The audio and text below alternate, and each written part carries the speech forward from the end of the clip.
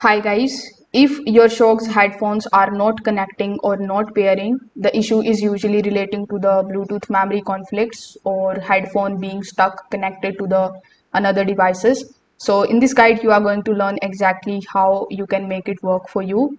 So many people turn the headphones on normally but never enter into the true pairing mode. So to do this properly, you just have to first of all turn the headphones off. Afterwards, you just have to simply press and hold this particular volume plus button available over here.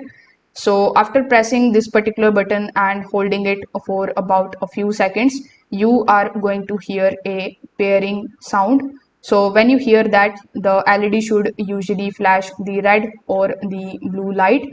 So if you only hear the connected instead, the headphones are automatically reconnecting to an old device nearby. Now, after doing so, you just have to open the settings of Bluetooth in your device.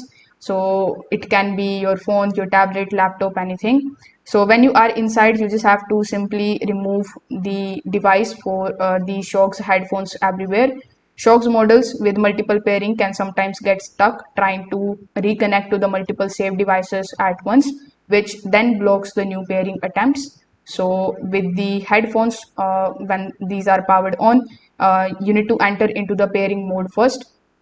For that, you just have to simply hold the volume plus and then volume minus button together for several seconds until you hear a reset confirmation or until you see the LED behavior change.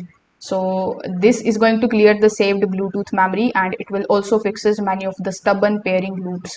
So you can try this method and see if it is working properly. Thank you.